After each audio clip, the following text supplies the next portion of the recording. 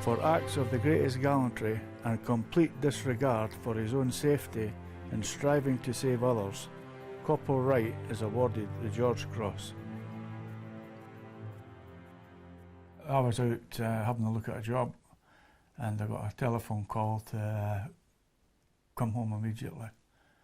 And when I did get home, there was two guys in uniform standing there, and I was just oblivious to it. And Jem was lying on the floor screaming, and I just asked them, eventually asked them if he's sure they've got the right guy, and they said yeah.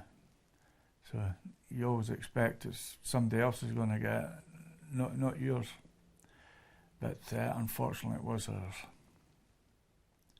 I actually answered the door. I was in home myself, and when I had come home from work, Bobby said that there had been an incident.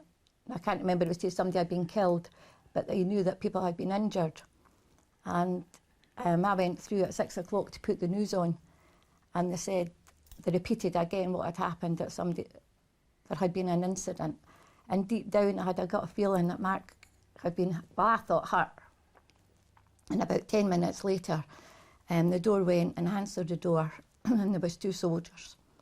And they said, "Was I Mrs. Wright?" And I said, "Yes." And they said, "Could we please come in?" And I said, "Well, you can come in if you're going to tell me Mark's been hurt, but you can't come in if you tell me he's been killed." And they said, "Well, actually, we have to come in and talk to you." And then they came in, and that's when they said that Mark had been killed. There had been an incident in a minefield, and I think that's when I sort of started panicking, because what I thought was Mark's been blown up, it wouldn't, like, into pieces. But they said that they couldn't really say anything. But then later on they found out that, well, the lads had lost legs and Mark had been. Yeah, well, it wasn't until we got the whole truth when we met up with, like, Stu Pearson and some of the other lads, that we started getting more information about what happened. I remember one of the lads that was there, he said that just when the mine went off and Mark came running and he went to go in, he turned round to him and he said, "Mark, what are you doing?" And he said, "I'm going in." And he says, "No, don't go in, wait till back up." And he says, "No, I have to go in." And he says, "Why?" He says, "Because they're my pals and my friends."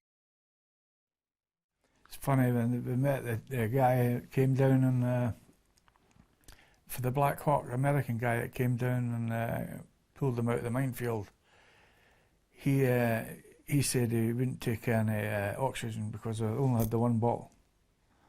And he says, "Get to the guys first," so, because there wasn't enough to go around. Well, I think he would think it'd be an honour to receive it. But he would think it was, "Oh, that's just part of my job." And he always said that. He said, "This is a job," so. Because I used to offer to buy him out the army when he had been in Iraq, and then he was going to Afghanistan, and I said that Iraq was a walk in the park compared to Afghanistan. And I kept on saying to him, "Well, I'll buy you out." And he went, "Why?"